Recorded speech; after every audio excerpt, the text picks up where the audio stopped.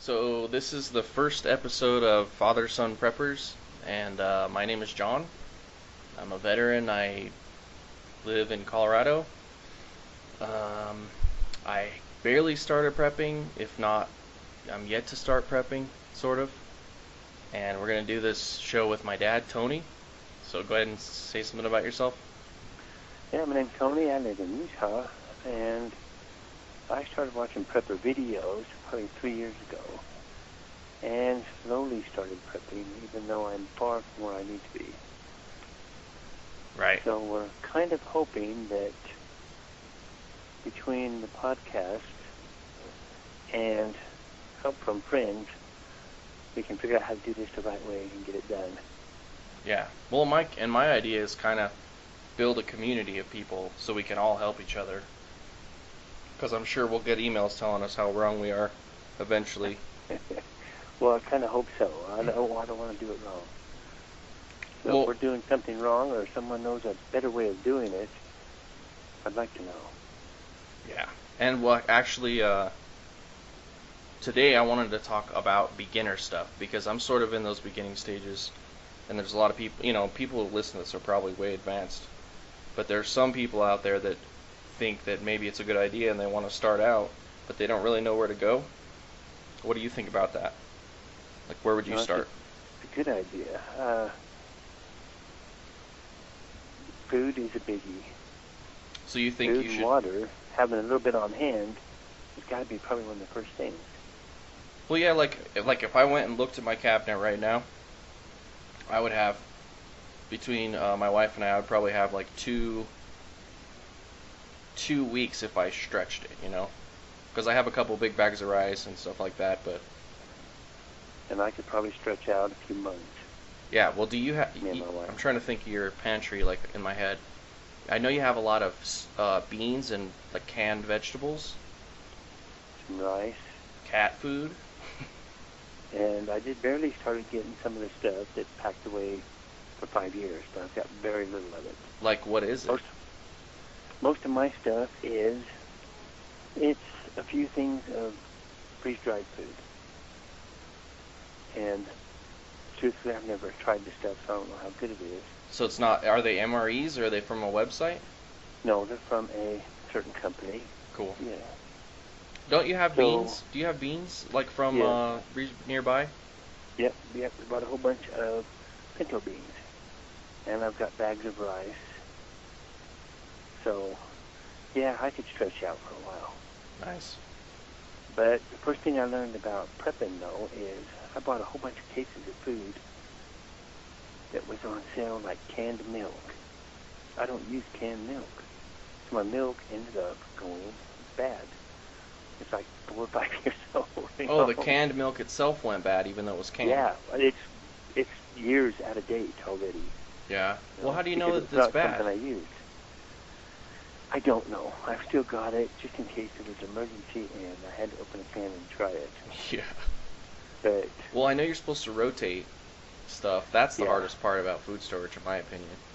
so I started learning that if I had a whole bunch of stuff on the shelves, it needed to be stuff that I used every day, and then it could be turned over, always fresh, and it was like having a little store always in your pantry, having extra, having 5 ketchups, 4 or 5 peanut butters, stuff Right. like that. Yeah, But like you could rotate. I actually eat a lot of sardines at work, like a can a day or something. So Yeah. I was So gonna do that. anybody storing sardines, they do go bad. I never thought in a million years that the sardines would go bad. But the fish almost turn to a mush. I mean, they might still be edible, Yeah. but they slowly disintegrate after a couple of years. I'm surprised. Well, what about those? I remember we had, man, a long time ago. You bought those like army surplus cans of pressure cooked tuna or something, or salmon. What was that? Salmon, yeah. And what? How? And Go ahead. they are so far outdated, but they actually still have some taste to them. Yeah. Well, I remember we Really opened them up and ate them on crackers, and they were fine. Yeah, and they were already years overdue. Yeah. So I don't really, I might not recommend doing it, but I remember us doing it. It was fine. Yeah. Was it just because it was the way they packed it, or you think maybe the modern stuff just isn't packed as well? Yeah, I think the military did it well somehow. Yeah. But yeah, if you're hungry enough, I guess anything is going to go down. Oh yeah, I'd eat it. Even if it came back up, I don't know. If you're that hungry, you might just eat it again. I don't know. So there's a learning curve, even with food. Yeah, we might have to do another show on rotation and stuff like that because I'm interested in that. I'm interested in not rotating. What I want to do is eat really well until shit hits the fan, and then I'll start eating the survival crap because then I'll be really hungry. Yeah. Well, like that, I just think I'm going to start going to the 5-year stuff. And I'll bet you that 5-year stuff, packed away, like in your basement or something, in a cool, dry place, will probably last 10 years, not 5, 15. Yeah. So that's where I'm going to try to go with a good share of food, at least a year's worth of food that way. Well, do you have your food storage split up between, like, say, I don't know, something happens and the grocery store can't get food, right? Because the grocery store and the trucking chain and all that, that's the weak link in the food system. So do you have separate food storage for that situation versus, like a forever situation where everything went to crap? No, I don't. You I think wish I that, did, but I don't. does that even make sense to do it that way? I'm trying to think of why you would do that. Well, a lot of stuff on the shelves now don't last that long, so you don't want to have a whole lot of it on hand because you don't want it to go bad and waste the money. Right. So store stuff, yeah, when the stores run out of food, if they did, you use that stuff first. Yeah. Use your stuff in your fridge first. So have like a and then big your freezer, and then your canned stuff.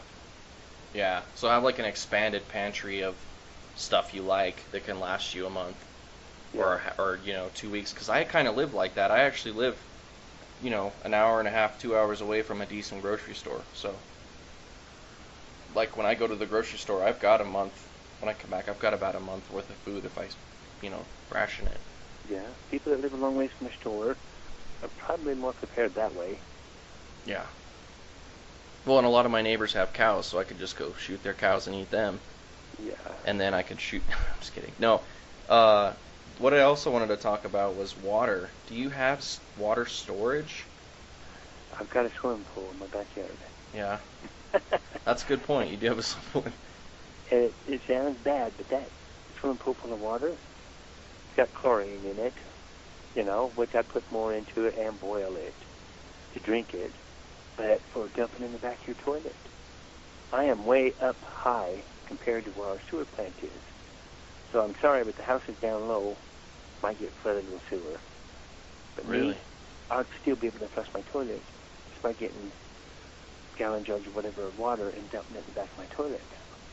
So for a few months, I don't have to go anywhere for water because of that swimming pool. And people that don't have a swimming pool have their hot water heater Oh, that that's you a get good water one. out of for so long. Yeah, I didn't think about that. And that's good, clean water, So you could hang out in your house a little bit longer before you have to go start searching for that water. But you need to know where it is and how tricky it's going to be to go get it because you got to have it. Well, here there's a ton of irrigation ditches. I'm not saying it wouldn't make you sick, but Yeah, but a little bit of boiling or a little bit of Clorox, the unscented Clorox. Always keep that around. It only takes a few drops per gallon to purify it, right. Do you know? I'm hesitant to put a link to something like that because I don't want someone to kill themselves. People are just like that sometimes, but Definitely research it. yeah. So And people, what should they type into Google? Should they just type in like just scentless chlorine? water purification, It was like using It was like a pool Clorox, wasn't it, that you got? Yeah, no, the regular Clorox you put in your laundry. As long as it's unscented, it's regular Clorox, you can use that into your water. And there's stuff online to find out how many drops for how many gallons. Then you just shake it up good and let it sit. And if you let it sit with the lid open, it'll vent out a lot of that chlorine smell as well, so you don't, it doesn't smell so bad when you're drinking it. Huh. But then there's another stuff, the shock that you put in your swimming pool. There's two different kinds. It's like a super strong chlorine. And one kind is more like more of a poison, and the other is more like the regular chlorine, but it purifies. Just a $15, $20 box could purify. It was like 10,000 gallons of water. Dang. But these, 4 packets of powder. But you need to research that and get the right shock, the swimming pool shock. And write down right on the box how much it purifies by how much, like 2 tablespoons, would do a giant amount of water. Like a barrel? Like a 50-gallon barrel? Yeah. 55-gallon barrel? Yeah, like a teaspoon. So the shock is really potent stuff, but it's got to be the right stuff. There's 2 different kinds. You've got to get the right stuff. So for $15, $20, you've got a way to purify thousands of gallons of water sitting on your shelf, It's definitely something that you need to have. Yeah, that's good. Yeah, I never thought about that. I guess I know that I've left some water bottles. Like when I first got my pickup, I like to take my dogs out, so I threw a pack of water bottles in the back of my truck just because they're cheap. And about maybe 2 weeks later, I went to drink one. I'd been giving it to my dogs in their water bowl just when we were out in the hills and there's no water. I took a drink of it. It tasted horrible. I don't know what if the plastic was breaking down or what, but it tasted just bad. It was just like chemically, and I couldn't believe it. So I heard that recently too. That left out in the sun or whatever, that it can go bad really quick. Yeah, and I don't know. Another thing. I'm wondering if they put a liner on those things. I don't know what it is. I've heard maybe it's the sunlight that hits the plastic and maybe it degrades the plastic a little bit, but I don't know. All I know is it definitely was not. The sun will degrade just about anything. So if you're keeping anything prep-wise, I don't care if it's a backpack to water bottles, you better keep it out of the sun as much as humanly possible. Yeah. The sun will eat it up and make it old in no time at all. Yeah, that does make sense. I wanted to talk about one more thing, and we're just gonna do a short one because I have no idea how to upload this to iTunes. I have no idea how to do any of this, so we're still learning. But I wanted to talk about like a weapon. I know a lot of people are focused on like guns and ammo, and I'm all about that. But in the end, I kind of want a primitive weapon. Just something I can practice with and something I can reuse a whole bunch. Mm-hmm. Because I was thinking about it, and there are a lot of instances where you'd want to be quiet. So, like a crossbow, a bow, a blowgun. I'm just throwing ideas out there. I don't know. And I was thinking about buying just a regular bow, not a compound bow, just a regular, like either a long bow or a recurve or something. Yeah. And I looked them up, and they're like $1,000. That guy on YouTube that was doing what is that channel with the guy from the TV show where it's like the hippie guy with no shoes and then the other guy? Yeah. I think on his channel they were doing like a master bow crafting class, and it was wood that I've never even heard of around here. So, they said you couldn't do it with pine or any of that. So, I don't know. I might buy a couple and some arrows. Well, like that, they were using multiple sticks tied together to make the bow, give it some strength. Yeah. For something like that, you're going to have to research or practice or with the woods that you have in your area. Yeah. Around here, I'm not sure what we'd even have that would actually do that. If you use some kind of willow, if you find some willows, Yeah, well, my thought is that eventually it's going to wear out, right? And you're going to have to make a new one. Hmm. So, and every time you make a new one, the tension and the angle that it throws the arrow off is going to be different. So you're going to have to practice with every bow you make. Oh yeah. So I did see this guy on YouTube making PVC bows and PVC crossbows, but I don't know if those would wear out or not either. You would think they'd last a while. Yeah, and I don't know. PVC, doesn't it eventually just start bending? I don't know. Yeah, you could always turn your bow around and start using it the other way. Yeah, I don't didn't think know. about that. That's a good point. Keep it out of the sun. Yeah, right. It probably lasts a while. Yeah, I don't know. So I'm gonna try to research some more permanent solution. Like, I wonder if I could make a blowgun, like the actual tube, because then that changes things. I could kill little animals with a blowgun, Yeah. and maybe figure out some way to maybe take a cactus thorn and wrap, or use like a little piece of vine and tie a leaf on the back. I don't know. I'm gonna research it and find out, and we'll talk about it on the show again. Yeah. Well, a slingshot, I thought was a good thing for small animals. But then somebody was saying that the rubber bands slowly wear out. Yeah, that's what I'm But thinking. you could buy a few sets, I would think pretty cheaply. So it would last you a while, Yeah, you know. probably could. But one of the other topics I want to get on that I think is one of the most important, at least is for us in the desert, is fishing. We have a river. Fishing that river might be the only sustainable food source after a while. Yeah, I guess that's why most big cities started near the water, huh? Yeah. Yeah, well, I'm honestly, around me, like I have a little river nearby. It has fish, but what it has a lot of are crawdads. Yeah. And I don't know if a lot of people like eating crawdads, but when you're starving to death, I don't think it matters. Yeah. But you'd have to at least, get away from civilizational ways, because people are going to use up the animal pretty darn fast Yeah. in a grid down situation. Yeah. And then Animals go ahead. are going to get scarce. You know? I thought that too. I thought, well, there's plenty of animals. And then they said, well, yeah, you got 30,000 people in this small town. 30,000 people all hunting animals, whether it be a squirrel to a deer. Those animals are going to go pretty darn fast. True, but do know? you think that all the dead humans around is going to be awesome for like the coyotes and stuff and the crows? I don't know. I don't plan on being around. Yeah. Good point. I plan on being somewhere else. You know, I was talking to a guy about, he was saying the deer herds are really small and they're really skittish and they're having late season babies. Yeah. And they were saying it's because they lowered the amount of predator tags in the state, and especially on the western end of Colorado. And then they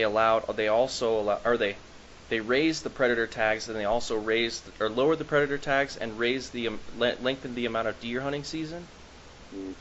So basically, it's crazy. I don't know how they're doing it, but I'm not really a huge hunter. But the way they were doing it, they were basically promoting the super kill off of the deer herds.